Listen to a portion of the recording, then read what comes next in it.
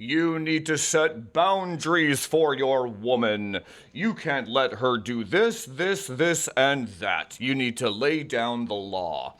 Common rhetoric that the red pill guys, red pill folks, kind of spread in the self-help area, right? And, you know, not necessarily wrong, but there is an underlying frame here that they're actually missing out on.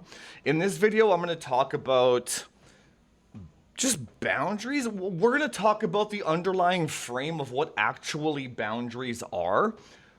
And I'm gonna give you the secret code, okay?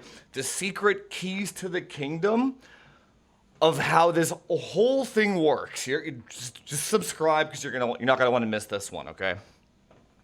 Now, here's the thing. So when red pill dudes talk about like setting boundaries for your girl, okay, the secret key to the whole kingdom, if you want to just know right away, is basically every action you take as a man, every single one, you should be thinking of it as like, what would the guy who has 100 girls lined up outside of his door, what would he do? Or like, what would Dan Bilzerian do? What would Leo DiCaprio do? What would one of these guys do? Do you know what I'm saying? And when you actually think about it from that perspective, everything else falls into line. And what I mean by that is like, again, when it comes to like self-improvement advice, there's like the advice that you have to give to like 40-year-old virgin dudes that are like hard-stuck newbies, like real like newbie cases. Then there's the advice you have to give to the middle guy and the top guy. And it's not the same for all three, right? So when you see these things online that are like, you need to have boundaries for your woman, what is that specifically? Okay, so let's say, let's take a girl's trip that's the most common one I think, is a girl's trip to Vegas or like a girl's trip to Ibiza or some shit, right? Now, let's say you're in a long-term relationship with a girl, and she's like, I want to go on a girl's trip to Vegas with my gals for a bachelorette party. Bachelorette parties are big. Okay. Boy, okay, so the common advice that you'd get would be like, you cannot let her go to this bachelorette party with her girls. Not without you anyway, right? And you know what? That is correct. That's like, the advice itself is correct, but the way they translate that information is incorrect. Let me explain. So the beta chode guy, he'll say verbatim what he was taught from the red pill. So he'll be like, you're not allowed to go. I know what happens at those things. And the problem with this is like, there's like 5 different problems with this. The main one being, the girl knows you're bluffing. They know. And what I mean by that is like, okay, here's the real key for those of you that made it 4 minutes into the video, this is the real key to the kingdom, okay? Boundaries can only be, the level of boundary that you can set is directly proportional to the options that you have. Let that sink in. Let me repeat that one more time. The more boundary you want to set, the more options you need to have. And here's the crazy thing. When she knows you're not bluffing, it builds insane attraction, dude. And loyalty. Everything you want in a partner, this is the secret, brother. Let me explain. So the beta chode guy, he's like, you're not allowed to go to that bachelorette party. I know what happens at those things, right?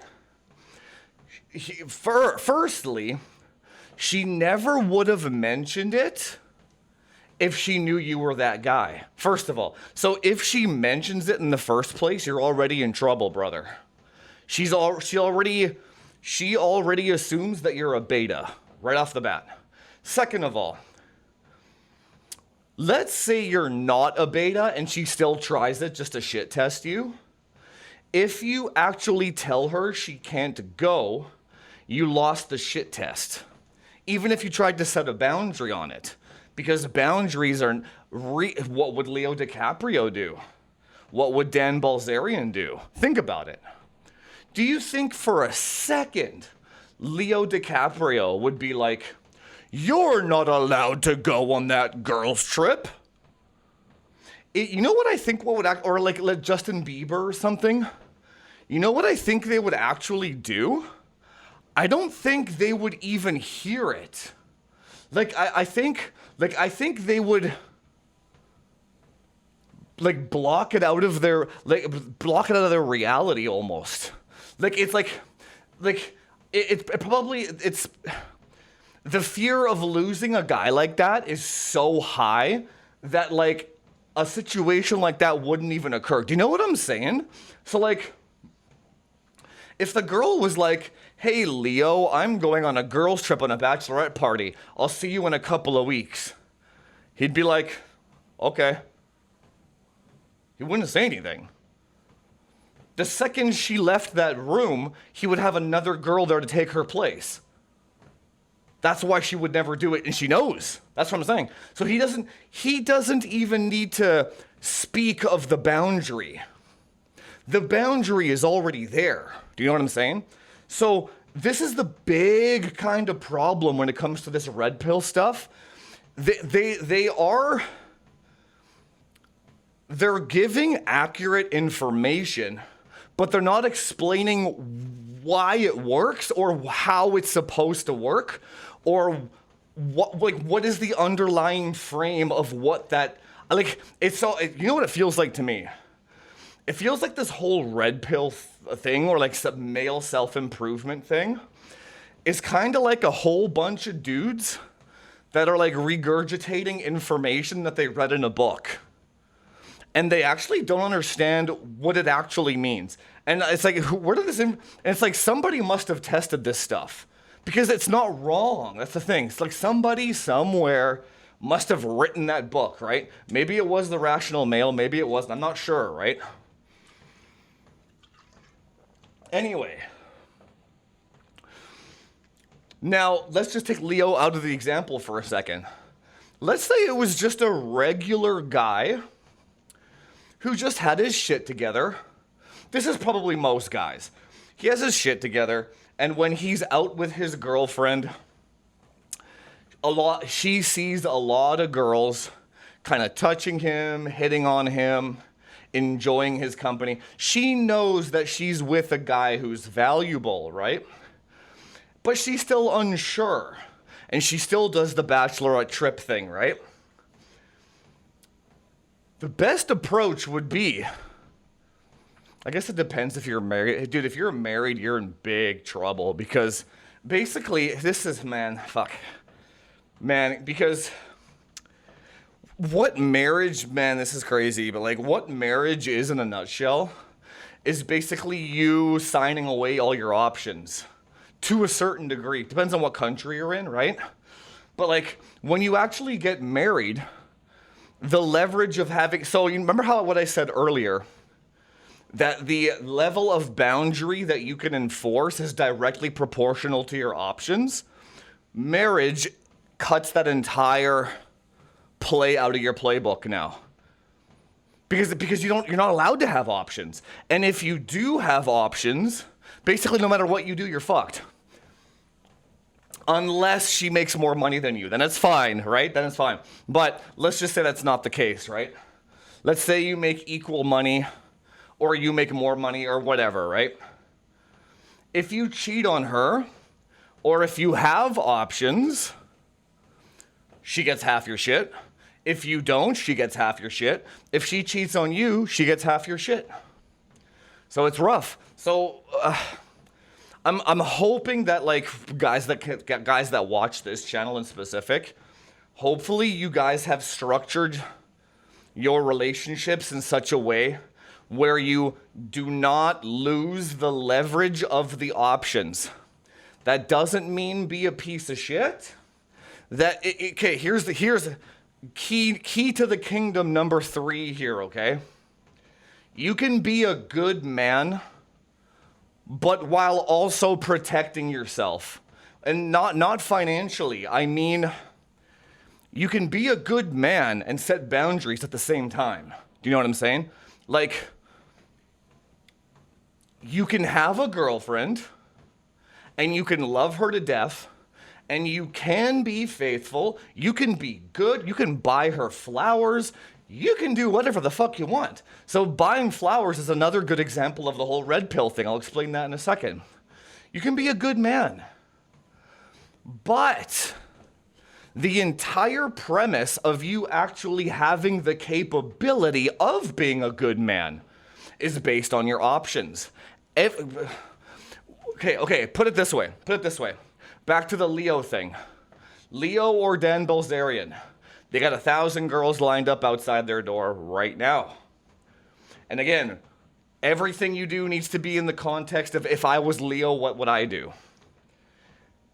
If Leo bought a girl flowers, it is a very different he can buy his girlfriend as many flowers as he wants, and she will never perceive it as beta behavior. She will always perceive it as sweet, caring, loving, etc. Because he did it knowing that he did it, and she knows he did it based on the options that he has. Does that make sense? So like when I say you don't have to be a piece of shit, so like a lot of guys, like I'm like this too. A lot of us dudes, we have a proclivity to be monogamous and love our girl and be with one girl at a time. And we were kind of lied to about like Disney story tales and fairy tales and white picket fences and happy wife, happy life. We were lied to about all that shit.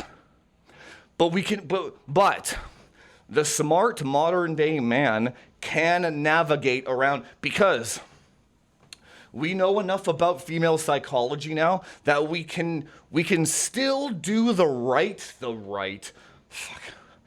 Save that topic for another video. We can still do the right thing while I'm not sure, I was just about to say the word properly, but I'm not sure if it is proper. Maybe it is, maybe it isn't.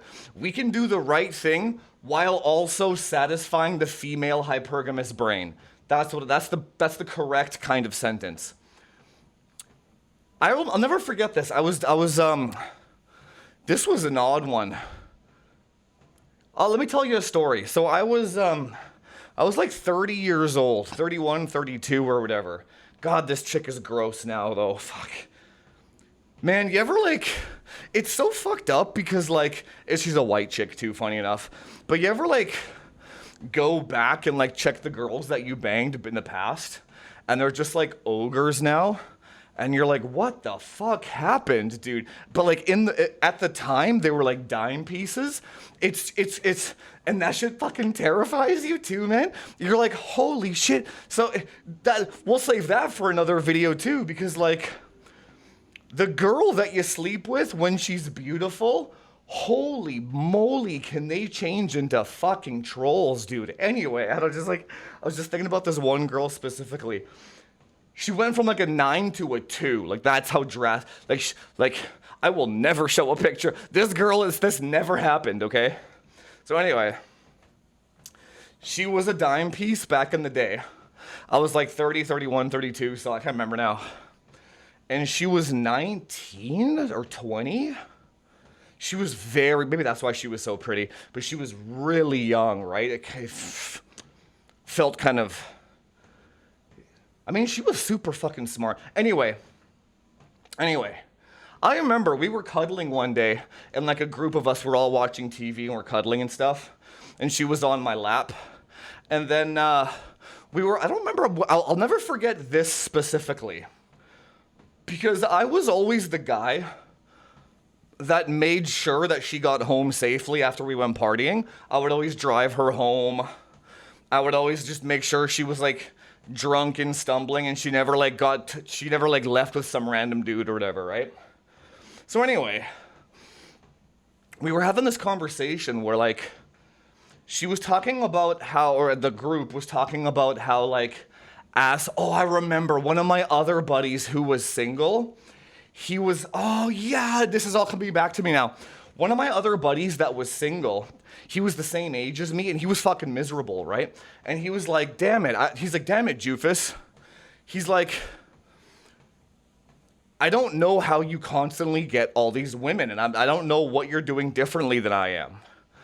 And then I was like, I don't remember what my response was, but I remember the girl that was with me. She was like, he's kind of a dick, that's why. And then I'll never forget this part of it though. And I was like, I don't know. I was like, I'm kind of a nice guy in general, and I still seem to do okay. Because back then I was kind of blue-pilled. I'm like, I'll make sure you go home, right? And then she this is exactly what she said, and I quote, she's like, yeah, you're really nice, but you don't have to be. I was like, oh, it's the whole nice guy thing, right? So again, now looking back, because we were in the same partying circle, even though I was driving this girl home every single weekend to make sure she got home safe, all the other girls were still all over me on the dance floor all fucking night every weekend. And she sees that. So she's like, I'm just like, I don't want this girl to get raped, right? I'll just take her home. But it's such a different frame. When a woman sees that you have options, you're allowed to be the nice guy. Does that make sense? Key to the kingdom number 4 in this video.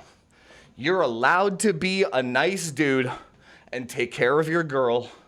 You're allowed to be, bro, let me, you're allowed to be a beta as long as your girl knows you have options.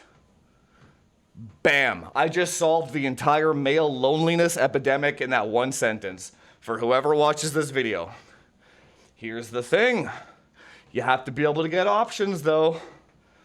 And marriage removes that. It is a leverage type of thing, right? It's unfortunate because like us men, we wish it wasn't this way.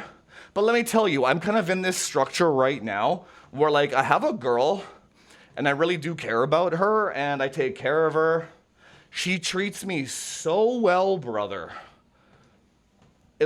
She's the definition of what you would want in a girlfriend. I don't live with her. I will never marry her. I told her I won't marry her because it's not fair. Right? What the fuck's the point? I will never marry her. I don't care. And as long as she is good to me and as long as she is a sweetheart, she will be taken care of.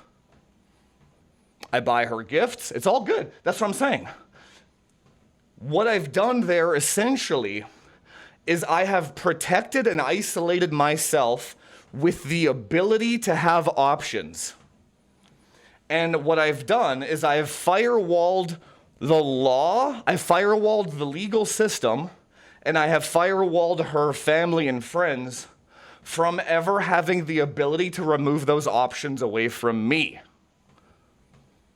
Which then in turn means that I can set whatever boundary I want. Remember the other video that I was talking about where the girl really wanted to be my girlfriend, but she was so scared to bring up the conversation because she didn't want to lose me? That's the exact same thing. So in her mind, she's perceiving me as like having 100 girls lined up waiting to take her spot, and she has to stay in line. Otherwise, I'm just gonna bounce. And she's not wrong to a certain degree. She's fucking, yeah. Save that for another video too. But that's what I'm saying. The keys to the kingdom here, boys. Your entire happiness And success in your relationships is purely dependent on your optionality. And here's the thing. I'll give you one more example of how this relates. In business as well, man. It's crazy. Or job interviews. If you want to have a certain, like, okay, what I just described to you in this Keys to the Kingdom number 5, baby. What I just described to you in this video, when you see it, you cannot unsee it, brother. And when you adopt this, it's hard to adopt it. You gotta fake it till you make it kind of thing when you first start this. When you see it, you can't unsee it. You go to a job interview, you have two guys. You have Leo DiCaprio and you have the beta that needs the job. The beta that needs the job, he's gonna like say whatever he thinks the interviewer wants to hear. He's gonna be nervous going into the job. He's not gonna be himself. He's gonna have anxiety. He's probably gonna fuck it up, the job interview. The guy who walks into that job interview with 5 offers already on. I had this one gal pal of mine. I never understood why she did this, but it's actually, she told me this and it was so smart, man. She had the same job for like 3 or 4 years and she would just do interviews all the time. All the time. I'm like, why are you doing interviews when you already have a job? And then what she told me is like, because that's the best time to do an interview, when you already have a job and you don't need the job. I'm like, oh, this chick's fucking smart, dude. And then what she would always tell her employer, if they ever found out she was going for interviews, she's like, I'm practicing dealing with social anxiety and high stress situations. Dude, this chick fucking nailed that shit, dude. So I was like, oh, so she tells other people she goes on interviews for self-improvement, but what she's actually doing is really going on those interviews from a position of abundance, from a position of optionality. You go into the interview, and instead of leaning forward and sweating, you're leaning back and you're asking them questions whether or not you want to work there. You're the buyer-seller dynamic. You're the buyer and they're the seller now. What's the benefits package like here? What's the work environment here? What do you guys do to promote growth? Like you're really trying to find out. You've already assumed the sale. You're like, the job is already mine the second I walked in this door. That's, dude, keys to the kingdom, brother. Keys to the kingdom. When you're doing a business deal, when you're selling to somebody, I learned this one myself organically, this on my tech channel. When I would do computer optimizations, I never lowered my prices. I never offered a discount. And I always charged 10 times more than everybody else. And whenever somebody would be like, hey, I would like your service, but it's too expensive, I wouldn't even engage. Position of abundance and optionality. When you're selling a product or when you are, when I do live streams, man, I never ask for donations and I never ask for help. I don't ask for anything ever. And I get far more donations and support than anybody who does. Because I have the optionality of not needing it. When I run my community and my Discord, everybody in there knows that I have very high boundaries. And unfortunately, they gotta read that shit. But I have very high boundaries because the boundaries are for the good of everybody. Therefore, if anybody steps out of line, they're fucking gone. And I replace them with somebody that will appreciate the boundaries. Therefore, so again, could I do that if I didn't have the optionality? No. If I was like, I'm so sorry, I didn't mean to offend you, Mr. $10 a month. If I was like that, bro, Once you see it, you can't unsee it. Every human interaction is about the buyer-seller dynamic and who has the leverage of optionality. And to wrap this up, why do you think women are so powerful in 2026 over men? Most men. Because they have all the optionality.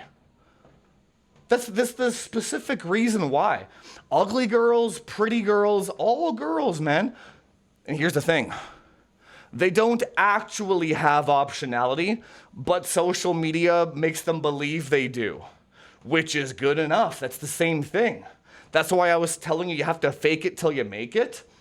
Social media tells women they have options, therefore they believe it, therefore they act accordingly. They treat you like shit, they don't respect you, and they always think they can do better because they have the illusion of optionality. Us as men, social media is telling us the opposite. We don't have optionality, you're a piece of shit. And then so it's very difficult to try to plow through this social dynamic. It's almost like a global shit test, right? But you can overpower that by just actually getting some optionality, man. You don't need much. Even if you're dating a girl or you're seeing a girl, just get the phone number of one more girl and just chat with her. One more, just get a plan B or a backup plan, even if it's not real, but you can fake yourself into thinking, hey, I got a plan B, I'll be okay. And then you'll just start treating your girl so differently, man. You'll start your friendships, everything. Needy, I guess this is the key to the kingdom, number 6. Neediness and desperation. You're done. It's over. It's all about the leverage of optionality in job interviews, in sales, in business, human-to-human relationships. Frame boundaries. Anything you want. Dude, you can go to the highest level of this. If you're in the government, let's say you're Jensen, the NVIDIA CEO. Brother, you're like Jensen, and the president of the United States is I'm going to block your chips from being sold in China or some shit. Jensen will just be okay, then I'll remove all those jobs from the US and fuck you. Now all of a sudden the president buckles. Because Jensen has the optionality of an entire global marketplace of countries. Does that make sense? This goes to the highest fucking levels, dude. It's the person in power is the one with the more optionality. Period. End of story, okay? And all you want to do in your life is to build optionality in every facet of life. And if you can't, pretend like you do. What would Leo do? What would Jensen do? Or whatever, any person in power. You know what I'm saying? Anyway, guys, you got 7 keys to that. This is a big kingdom, man. We got 7 keys to this shit, and you got them all in this video. Probably one of the most important, profound videos. If you made it all the way to the end, man, you just unlocked the secrets to life right here. And what you can do for me in return, scroll down, hit that subscribe button. And tell your friends about this video too. Maybe it might help them. Just tell them to just shut up and listen to the guy on the treadmill. All right?